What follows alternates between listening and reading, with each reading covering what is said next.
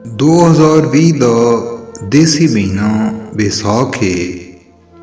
ਇਸ ਪੁਰਾਣੀ ਇਲਾਕੇ ਵਿੱਚ ਇਹ ਜਦੀਦ ਹਾਰਵੈਸਟਰ ਇੱਕ ਖੇਤ ਤੋਂ ਤੇਜ਼ੀ ਨਾਲ ਕਣਕ ਕੱਟ ਰਿਹਾ ਹੈ। ਨਾਲ ਹੀ ਉਹ ਭੂਸੇ ਨੂੰ ਅਲੱਗ ਕਰਕੇ ਕਣਕ ਦੇ ਦਾਣੇ ਆਪਣੇ ਟੈਂਕ ਵਿੱਚ ਮਹਿਫੂਜ਼ ਵੀ ਕਰਦਾ ਜਾਂਦਾ ਹੈ।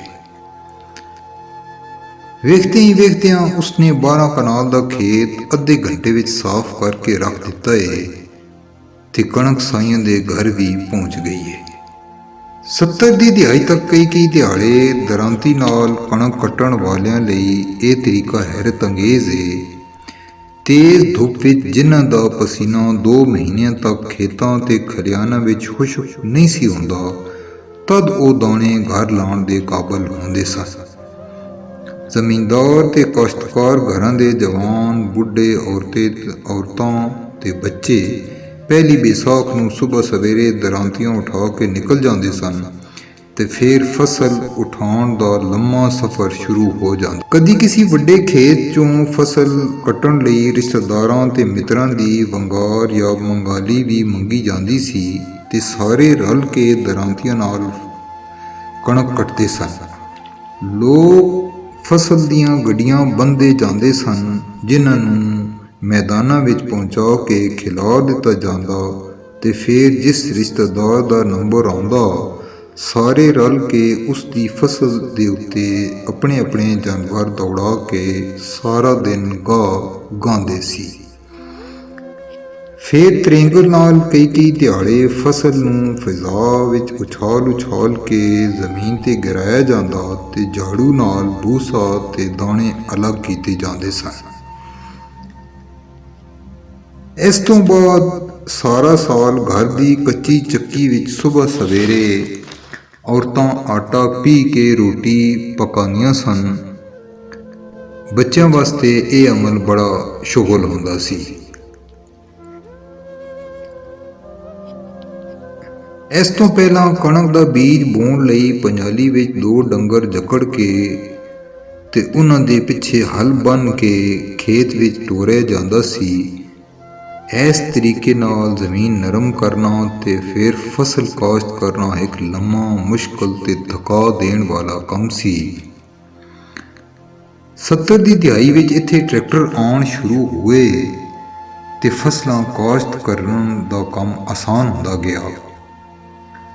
80 ਦੀ ਦਿਹਾਈ ਵਿੱਚ ਥ੍ਰੈਸ਼ਰ ਵੀ ਪਹੁੰਚ ਗਿਆ, ਜਿਸ ਦੀ ਮਦਦ ਨਾਲ ਦਾਣੇ ਤੇ ਭੂਸਾ ਅਲੱਗ ਕਰਨ ਦਾ ਕੰਮ ਦਿਹਾੜਿਆਂ ਦੀ ਬਜਾਏ ਘੰਟਿਆਂ ਵਿੱਚ ਹੋਣ ਲੱਗ ਪਿਆ।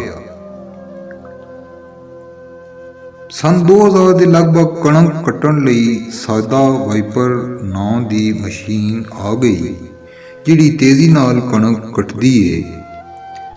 ਫਿਰ ਵਾਈਪਰ ਬਾਈਂਡਰ ਵੀ ਪਹੁੰਚ ਗਿਆ। ਇਹ ਮਸ਼ੀਨ ਕਣਕ ਕੱਟ ਕੇ ਗੰਢਾਂ ਵੀ ਬੰਨ੍ਹਦੀ ਜਾਂਦੀ ਏ। ਫਿਰ ਇਹਨਾਂ ਗੰਢਾਂ ਨੂੰ ਥ੍ਰੈਸ਼ਰ ਨਾਲ ਗਾਇਆ ਜਾਂਦਾ ਏ। ਹੁਣ ਨਹਿਰੀ ਇਲਾਕਿਆਂ ਤੋਂ ਬਾਅਦ ਬਾਰਾਨੀ ਇਲਾਕਿਆਂ ਵਿੱਚ ਵੀ ਜਦੀਦ ਹਾਰਵੈਸਟਰ ਆ ਗਿਆ ਏ, ਜਿਸ ਨੇ ਫਸਲ ਸੰਭਾਲਣ ਦਾ ਕੰਮ ਝਟਪਟ ਤੇ ਆਸਾਨ ਕਰ ਦਿੱਤਾ ਏ। ਹੁਣ ਸਾਡੇ ਦਿਹਾਤ ਵਿੱਚ ਬੜੀ ਤਬਦੀਲੀ ਆ ਗਈ ਏ। ਕਾਸ਼ਤ ਵਾਸਤੇ ਹਲ ਦੀ ਜਾਈ ਟਰੈਕਟਰ ਆਇਆ, ਦਰਾਂਤੀ ਦੀ ਜਾ ਤੇ ਵਾਈਪਰ ਆਇਆ, ਗਾਉਣ ਲਈ ਡੰਗਰਾਂ ਦੀ ਜਾਈ ਥ੍ਰੈਸ਼ਰ ਆਇਆ ਤੇ ਹੁਣ ਜਦੀਦ ਹਾਰਵੈਸਟਰ ਵੀ ਆ ਗਿਆ। ਇਸ ਤਬਦੀਲੀ ਦਾ ਇੱਕ ਨਤੀਜਾ ਤੇ ਇਹ ਨਿਕਲਿਆ, ਜੇ ਕੋਇਲ ਦੇ ਗੀਤ ਤੇ ਦਰਾਂਤੀਆਂ ਦਾ ਰਿਦਮ ਮਸ਼ੀਨਰੀ ਦੇ ਸ਼ੋਰ ਵਿੱਚ ਦਬ ਗਿਆ। ਦੂਜਾ ਇਹ, ਜੇ ਜਿਹੜੀਆਂ ਬਾਹਮੀ ਮੁਹੱਬਤਾਂ ਕੱਚੇ ਘਰਾਂ ਦੀ ਪਹਿਚਾਣ ਸਨ, ਉਹ ਪੱਕੇ ਮਕਾਨਾਂ ਵਿੱਚ ਆ ਕੇ ਕਰੋਨਾ ਜ਼ਦਾ ਹੋ ਗਈਆਂ।